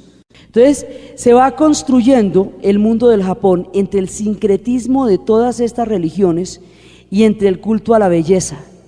Entonces alrededor de esto van a venir ya la primera parte de la formación del Japón. Ellos van a formar con todos estos pueblos, van a recibir todas esas influencias, pero siempre van a estar aislados, digamos, permeables. La distancia que habíamos dicho por la cual era tan importante que esta isla estuviera ahí, les permite que la gente llegue y les eche chismes, pero toda la gente llega y se puede ir, y ellos permanecen. Y a través de permanecer, ellos van creando lo suyo. Por ejemplo, otra de las características muy importantes del Zen es que el Zen es inconcluso, porque aquello que está concluido ya no tiene sentido. Entonces la obra de arte Zen es una obra en la cual se insinúa algo que el que lo ve tiene que concluir. Usted es el que termina las obras que usted ve, porque ellos nunca le van a dar nada totalmente concluido, porque le quitan la posibilidad de que lo aprecie en la medida en que usted no entre a intentar concluirlo. Entonces eso, ellos, digamos, su historia se abre, y todas las diferentes asimilaciones le van dando forma, la van asimilando. Entonces estos pueblos empiezan a desarrollarse políticamente y empiezan a desarrollarse históricamente, y empiezan a tener la primera parte, que eran los guerreros de a pie, los guerreros de las armaduras, los guerreros de las espadas de todas maneras siempre van a ser muy importantes, y después van a desarrollar unos guerreros que son los guerreros. Primero vienen los guerreros de a caballo, y ellos van a ser derrotados por los clanes, y luego vienen los guerreros de a pie. Y los guerreros de a pie son los guerreros que van a desarrollar toda la vestimenta de lo que van a hacer los samuráis. Entonces, esta gente tiene una cultura a la belleza, a los jardines, a la naturaleza y una cultura profundamente guerrera. Y simultáneamente son gestores de las flores, como son guerreros salvajes y muy fuertes. Entonces, esa combinación entre esa profunda belleza, ellos tienen un concepto que se llama Kan, que es ser capaz de componer un hermoso poema en lo más salvaje del fragor de la batalla. Entonces, esa dualidad siempre va a estar presente en ellos. Entonces, ellos van a tener esto y van a desarrollar la forma de la guerra que se va a llamar el Bushido. Y el Bushido es la vía del guerrero. Entonces, la vía del guerrero es un acto de honor. Es cuando ellos se van a conformar, digamos, hay un momento, ellos tienen muchos momentos ondulantes en la historia. Hay un momento en el que el poder imperial va a crear la sociedad japonesa. Y ese poder imperial, en términos del confucianismo, va a resistir una etapa larga de su historia. Pero luego, cuando el emperador empieza a perder fuerza y los clanes empiezan a ganarla, el Japón se va a fragmentar en lo que son los tiempos de los shogunatos. Entonces, en los tiempos de los shogunatos, ese señor al cual usted rinde culto, usted le ha dado a él una lealtad. Hay otra cosa que es muy importante en la cultura japonesa, hay un sentido del deber, un guri, un sentido del deber, de la lealtad, de la responsabilidad que usted tiene hacia alguien, que es una de las cosas más importantes de las relaciones que ellos tienen. Entonces, por ejemplo, a usted un hombre le salva la vida. Ese hombre, usted desarrolla con esa persona un guri. Si más adelante es un ladrón y comete un acto indigno y hay que castigarlo, usted ahí tiene un problema muy grave, porque por maloso que sea, usted con él tiene un gurí. Entonces tiene un deber de una vida que le salvó a usted. Entonces esas relaciones, fíjese cómo es de complicado. El confucianismo de suyo tiene una cantidad de círculos de deberes y responsabilidades. Si usted le agregue el guri que se tiene, entonces usted está atrapado por un haz de relaciones profundo. El haz de relaciones que tienen los japoneses entre sí es impresionante. Ustedes siempre los ven en grupos, donde quiera que estén, ¿sí? Y ellos se pueden relacionar con el mundo entero, pueden ir y venir, pueden haber negocios con todo el mundo, pero ellos están es entre ellos, porque es entre ellos que existen los guris. Y es entre ellos que existen, digamos, todo esto vale para ellos, para adentro. Eso, digamos, es su condición de isla también. Las islas se relacionan entre sí. Miren las islas y verá que las culturas isleñas siempre son culturas totalmente endogámicas, metidas todas entre sí. Entonces ellos tienen toda esta relación con los guris, y los guris van mostrando su ética. Su ética es su sentido del deber, de la responsabilidad y de la lealtad con la cual ellos estén unidos a un alguien. Entonces hay un guri que se da por las relaciones, pero hay un guri que se da por la lealtad. El guri que se da por la lealtad es el guri a los grandes clanes. Entonces usted tiene un clan y usted a ese señor, el dueño del clan, a él le debe todo, y toda su destreza en la guerra tiene sentido en la medida que usted sea leal a ese señor.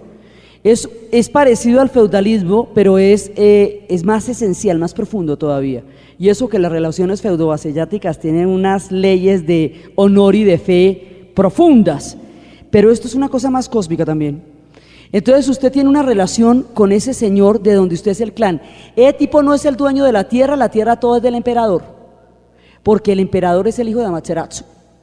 Estamos gobernando una parte, ellos comparten esa tierra, pero su poder no viene de la propiedad, porque esa propiedad es del emperador. Eso es fundamental. Entonces ellos tienen una propiedad sobre el honor, sobre el deber, sobre la jerarquía del clan, pero no sobre la tierra. Y de esa manera se puede dar el shogunato, se puede fragmentar la sociedad japonesa en clanes y sigue existiendo la figura del emperador, porque si no, una cosa hubiera destruido la otra.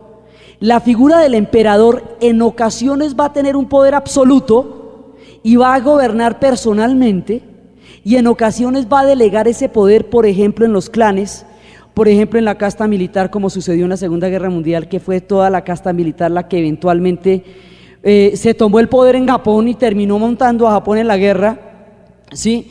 Entonces, su historia es cambiante y la historia de la casa imperial es una historia que varía de cuánto gobiernen ellos en realidad o cuánto compartan ellos con los demás con los demás poderes el mando sobre la tierra, pero la tierra es de ellos, el sol es de ellos y ellos son los hijos del sol, eso no se cuestiona. El carácter divino del emperador no se cuestiona. Y en los tiempos del shogunato tampoco. Entonces, los tiempos del shogunato, el shogun es este personaje que es el jefe del clan. Entonces es cuando se produce toda la cultura guerrera.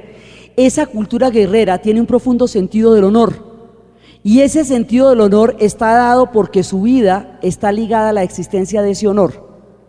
Eso es una manera de ser en tanto usted honra a quien usted se ha comprometido. Ese honor es el que le da a usted sentido a la vida. Entonces, es un sentido muy profundo. Ahora, todas estas cosas tienen unas ramificaciones complicadísimas, porque ese sentido del honor japonés es tan profundo que si un hombre se rinde, no tiene honor, y el honor es más importante que la vida. Entonces, la vida sin honor no tiene ningún sentido. El honor es la vida, es más que la vida. Además, cuando ya entramos en el círculo budista y en el círculo zen, la muerte deja de ser una temible descomposición de la carne para convertirse en un momento dado en una victoria. Ellos después van a morir como actos de triunfo. La muerte puede ser un triunfo para ellos. Por eso era que podían ser kamikazes, ¿ve? Porque inclusive cuando estaban entrenando a los kamikazes le decían al tipo que los entrenaba que si no le daba tristeza escoger muchachos que llevaban a la muerte. Y él dijo que curiosamente lo que más le daba tristeza eran los que no fueron seleccionados, porque quedaban en un estado de desolación terrible. Los chéveres y los contentos eran los que han seleccionado. ¡Uy! ¿Sí? Mira tú. Entonces resulta que este sentido, por eso les digo que esto es bien distinto a cualquier cosa que hayamos comentado por acá. Porque eso es otro horizonte mental. Entonces, este sentido del honor también puede llevarnos a cosas muy complicadas. Por eso es que cuando estas culturas se encuentran con Occidente, pueden entrar en unos choques brutales. Entonces, en la Segunda Guerra Mundial, los campos de prisioneros japoneses, los prisioneros que ellos desarrollaron en todas partes, la expansión de ellos llegó desde la isla de Japón hasta el norte de la India, hasta Burma. Entonces ellos llegaron a tener pues todo lo que fue el Pacífico, todo esto. Después vamos a ver cómo fue que llegaron hasta tan lejos. Entonces resulta que ahí había muchos campos de prisioneros, y esos campos de prisioneros vivieron las condiciones más crueles, las cosas más terribles. Esos ferrocarriles que hicieron para Birmania, el puente sobre el río Kwai, son historias de una crueldad grandísima. Trataban a los prisioneros mucho menos que a humanos, con una crueldad infinita, una crueldad de una mezcla de desprecio y abandono. Entonces dice, ¿por qué? Y dice, porque no son humanos, no es que se rindieron, no tienen honor. Entonces, una persona que se haya rendido no entra en la Convención de Ginebra sobre el tratado a prisioneros de guerra, sino que no tiene honor. Entonces, eso ya no llaman. Entonces, si no llaman, ¿para qué les paramos bolas? Entonces, mire, los dramas, por ejemplo, cuando se empezaron a hacer los juicios sobre crímenes de guerra en la Segunda Guerra Mundial, estos tipos no entendían pero nada.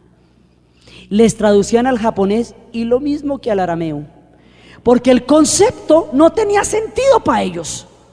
¿Ve?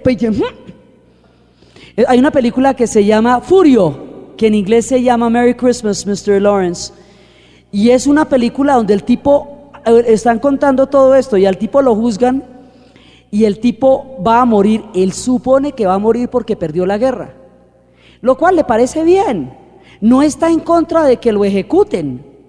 Lo que no entiende es por qué le echan todo ese rollo. O sea, él supone, dice, yo perdí, fui derrotado, ¿cierto? Entonces yo debo morir por eso, no hay problema. Pero entonces le van echando todo el rollo de los derechos humanos y las convenciones de guerra. Y el tipo va y se muere tranquilo, sin problema, pero no entendió nada. Porque ese concepto de lo humano en ellos es totalmente diferente. No es que lo humano está montado sobre el honor. Entonces el honor para ellos es la vida, es mucho más importante que la vida. Entonces la vida del guerrero es hacer honor al honor. En eso consiste, eso es Bushido. Es la vida del guerrero. Y el guerrero tiene la espada. Y el guerrero debe proteger y debe rendir honor. Cuando el señor del guerrero se muere, el guerrero queda hecho un hombre ola. Un hombre ola es un Roni. Es un hombre, es decir, ya ha perdido el gurú. Y es un hombre a la deriva, cuyo poder en la guerra ya no es importante para nadie porque no existe su señor. Entonces, a veces pasa, por ejemplo, que ellos van a vengar la muerte de su señor y se hacen durmientes durante muchos años hasta que llegue el momento de vengar la muerte de su señor, porque ese sentido es el único que tiene su vida. Entonces el samurái, cuando decimos samurái, ese tipo funciona para un clan y tiene un guri. Cuando decimos Roni, ese es un hombre ola, un hombre que no tiene señor y que está buscando a ver como qué otro sentido de lealtad. Ellos viven en cuanto son leales a alguien. En ese sentido del honor es que se da el sentido de la vida.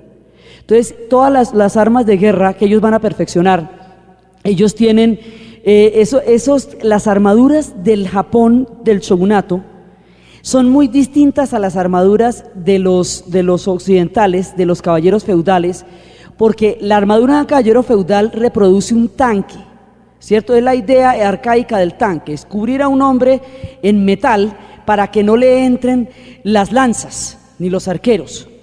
Estos tipos tienen una estructura perfectamente flexible, hecha de persianas, ¿sí? Esos lacitos que tienen acá son persianas unidas por nuditos que les permiten una gran movilidad, pero que a la vez los protegen de las flechas. Entonces, el sentido que tiene la estructura es la movilidad, no el tanque. Ellos no son estructuras de acero caminantes, ellos son la flexibilidad protegida. Y las caras, esas máscaras tan terribles que tienen sus armaduras, son las caras de los demonios para poder aterrorizar al enemigo. Es muy común en la cultura japonesa el tener los demonios en la puerta para que protejan la entrada de la casa, el tener los demonios en la armadura para que protejan con el terror del enemigo. Digamos, él no solamente protege por la armadura, sino por la emanación del terror que pueda salir de su máscara. Entonces las máscaras tienen una función indispensable allá, y después la van a tener mucho en el teatro. En el teatro tienen toda una emocionalidad las máscaras. Digamos, las emociones se transmiten a través del colorido de las máscaras, de la manera como las van a... Eso en el teatro chino es maquillaje. Los colores en el teatro chino dan las emociones, eso en el teatro japonés son las máscaras. Entonces el guerrero tiene la máscara del miedo para el enemigo y tiene a la vez el sentido interior del deber y del honor.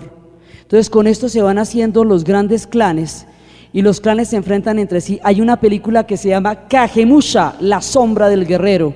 Es una película de Akira Kurosawa y cuenta la historia del jefe de un clan que murió y el clan enemigo no podría saberlo sino hasta 3 años después.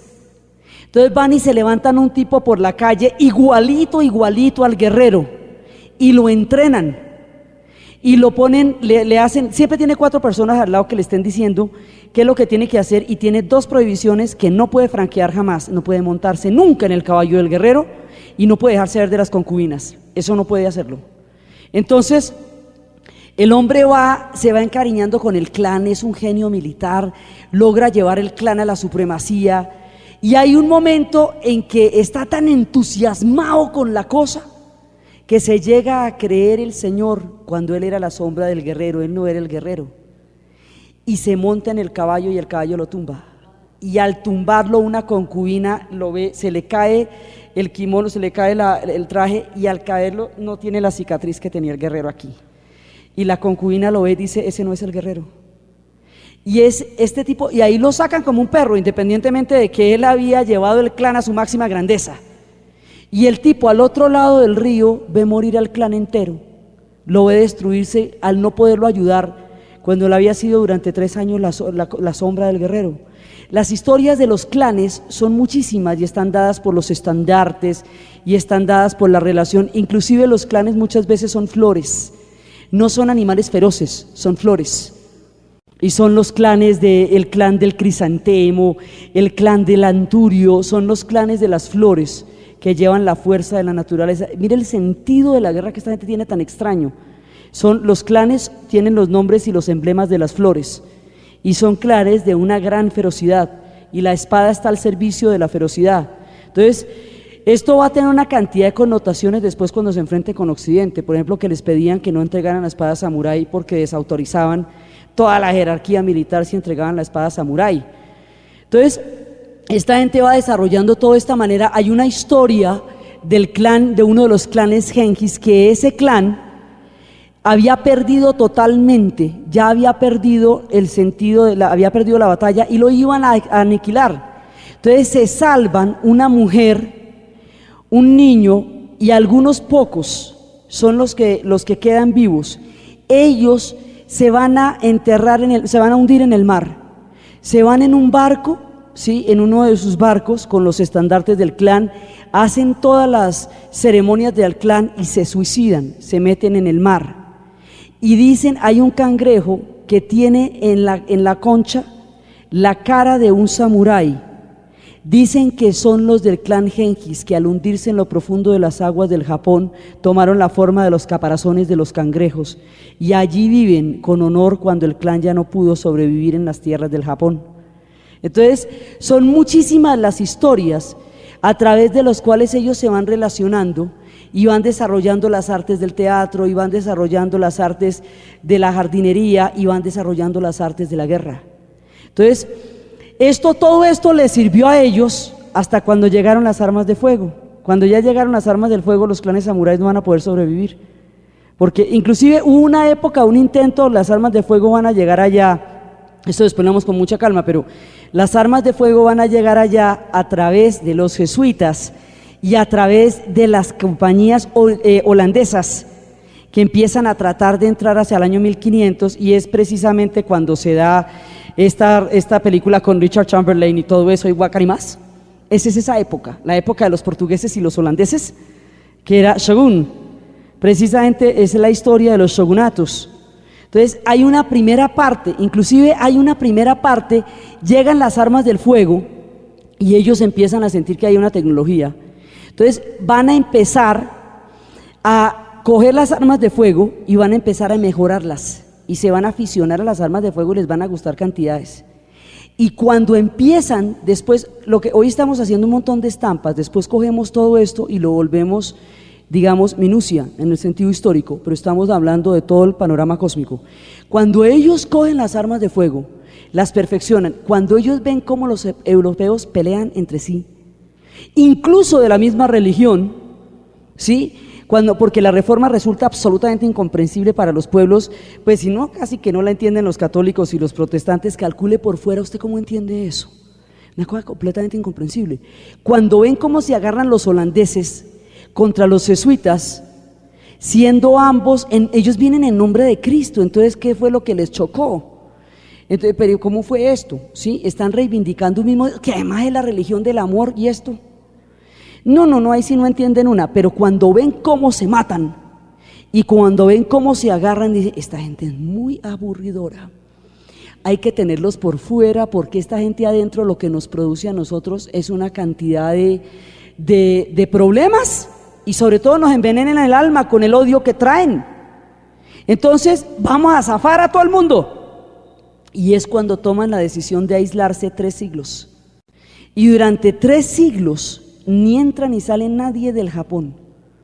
Eso es en esa época y ahí es cuando, en ese tiempo es cuando va a florecer el periodo Edo, que es el periodo más bonito. Ese es un periodo bellísimo, porque cuando pasan todas las cosas divinas de allá, lo que ellos hacen solitos, hacen unas maravillas, que eso es el que después vamos a ver con calmita, y hasta cuando llegan el Comodoro Perry, que va a llegar a finales del siglo XIX, ya en un acorazado, y obligará, con el salto tecnológico que había en las armas en ese momento, obligará a la apertura del Japón.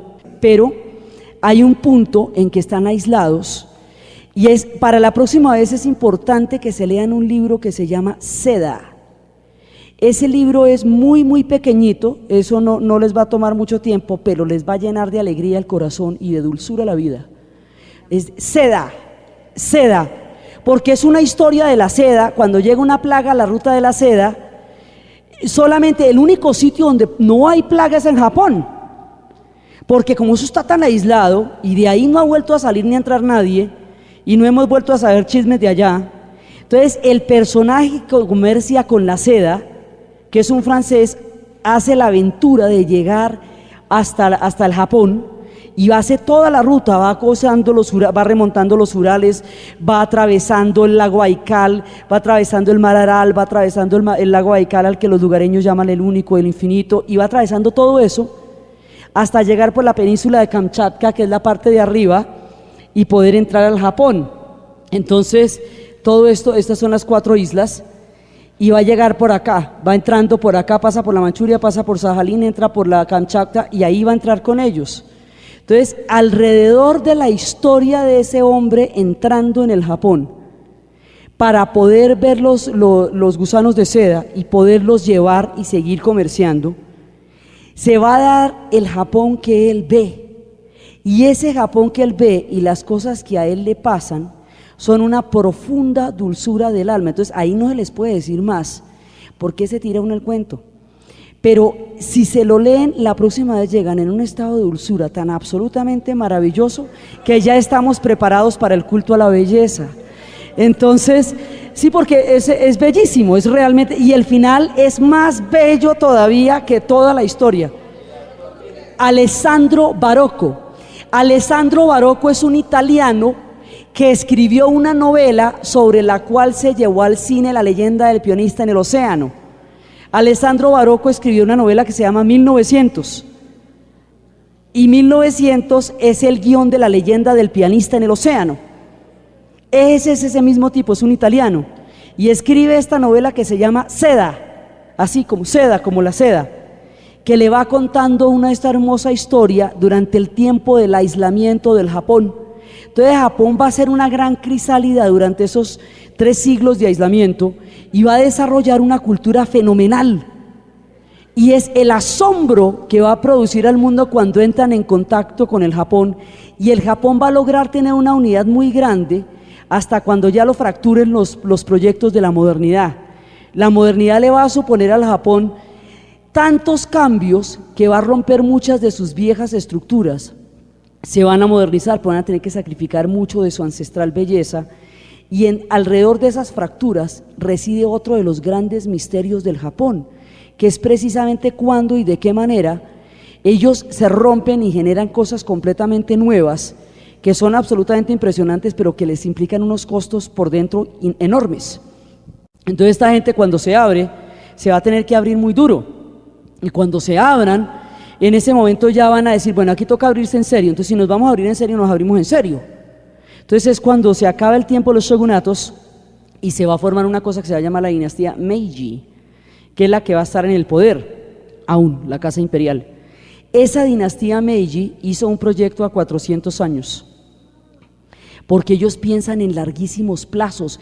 Fíjese que tienen el tiempo del Zen y planean a 400 años simultáneamente, ¿ve? Si uno no entiende la permanente dualidad en su relación con el mundo, se quiebra la cabeza tratando de saber cómo son, y por eso uno se quiebra la cabeza tratando de saber cómo son. Entonces, los Meiji se hacen 400 años de proyecto, van a hacer de Japón un país militar y un país industrial, y van a desarrollar el proyecto de industrialización, y cuando llegue la era del colonialismo bravo, que es todo el siglo XIX, ellos van a poder entender con esa capacidad que tienen de imitar. Entonces llegan los gringos y los ingleses y todo eso, y entonces dice, esta gente que llama civilización, que tengamos embajadores, usted y usted y usted, embajadores. ¿Qué llama civilización? Que nos sentamos como ellos dicen, nos portamos como ellos dicen. Entonces ellos logran hacer una fachada lo suficientemente sólida para darle a Occidente la sensación de estar tratando con un país civilizado, y por dentro mantienen intacta la estructura imperial y el culto al emperador. Solo que no le hablan de eso a los gringos, no más. Pero ellos, me he dicho, los únicos que lograron contar ese cuento son los japoneses y los de Tailandia, por la historia de Ana y el rey de Siam. Porque el rey de Siam, a través de Ana, se pilla qué es lo que los ingleses llaman civilización. Entonces dice, estos tipos se meten donde consideran que no hay civilización. Entonces vamos a montar una historia que ellos consideren civilización para que no se atrevan a tocarnos. Y fue el único que se salvó. Toda la Indonesia cayó bajo el colonialismo 100 años, y el colonialismo es una cosa muy complicada a nivel histórico. Entonces ellos salvaron su tierra así. Japón logra montarla de lo que quieran ustedes, ¿qué quieren ver? El espejo. Pero por dentro seguimos siendo japoneses, y esa es la gran pregunta de quiénes son ellos ahora. Si debajo de los trenes bala y debajo de la gran tecnología, ellos siguen siendo el pueblo ancestral, y le muestran al mundo lo que nos vayan a mostrar ellos ahora en el mundial. Es una cosa importantísima. O sea, cómo se van a... Esta es otra de esas aperturas enormes que ellos hacen, como la del Comodoro Perry, un mundial allá, ellos que no le cuentan el chisme a nadie.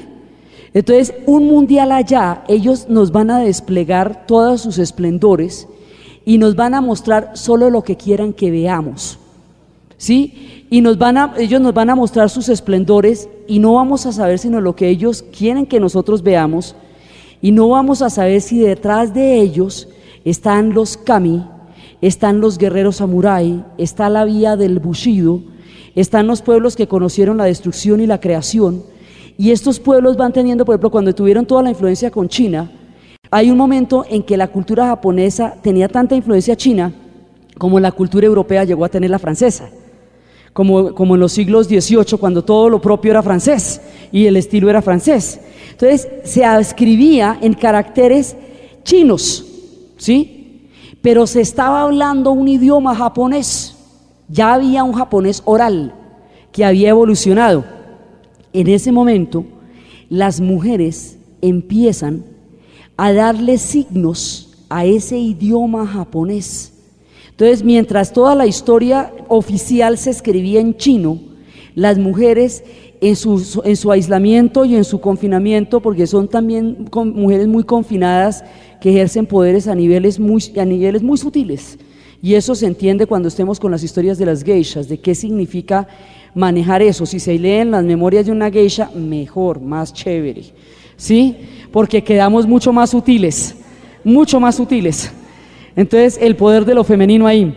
Entonces resulta que las mujeres son las que van a crear el carácter japonés, y esos caracteres se van a convertir en su propio alfabeto y van a ser su propia escritura del mundo. Y eso va saliendo lentamente de los rincones más inesperados del mundo femenino. Entonces, paralelamente a todas esas historias, hay un mundo femenino que se está gestando debajo, que también no es tan visible, pero como entre ellos se mueven entre lo visible y lo no visible, el hecho de que usted no lo vea no significa que eso no esté ahí y que no sea muy influyente. Influye de otra manera. Ellos tienen unas figuras, por ejemplo, para decir las cosas. Por ejemplo, una de las cosas que decían las geishas no solamente eran importantes por lo que pudieran tener de sexual, que eso es casi que secundario para todo lo que hacen, sino es la danza, es la poesía, es el vestido, es la compañía, es el hacer sentir a alguien espléndidamente bien. Entonces ellas estaban en reuniones con los hombres de negocios, y en ocasiones las conversaciones se volvían tensas, llegaban a un punto álgido de los negocios. Entonces ellas tenían que salir con algo apropiado que liberara la tensión del momento. Entonces la sopa que ellos toman se llama mijo, y tiene la parte de los granos se va hacia el fondo. Entonces ellos dicen que en una situación de esas, la geisha revuelve la sopa para que el mijo se esparza por el tazón. Entonces dice que cuando las cosas se ponen así, ella revuelve la sopa, ¿sí? Y eso es lo que hace ella. Entonces ellas manejan ese tipo de poderes, manejan el halago en un sentido tan profundo que hagan sentir a la otra persona lo que ellas quieran que la otra persona se sienta, a cambio de esconder todos sus sentimientos detrás de eso. Y lo producen a través de la poesía y de la danza, con unos entrenamientos absolutamente exhaustivos, de más de 14 horas, nunca pueden estar cansadas, nunca pueden estar tensas, ellas siempre tienen que estar divinísimas, porque esa es su función. Entonces, lo que estamos haciendo hoy es una invitación a asomarnos a este mundo, que vamos a entrar a esgrimir ya de una manera mucho más detallada. Hoy los invitamos a escuchar y a sentir los espíritus kamis, a contemplar la belleza, a mirar el mundo con tiempos interiores, a concebir en honor del carácter del guerrero, a mirar el milagro de los cerezos florecidos, a poder apreciar la bruma en el momento de la lluvia, para prepararnos para entrar al mundo del Japón. Gracias.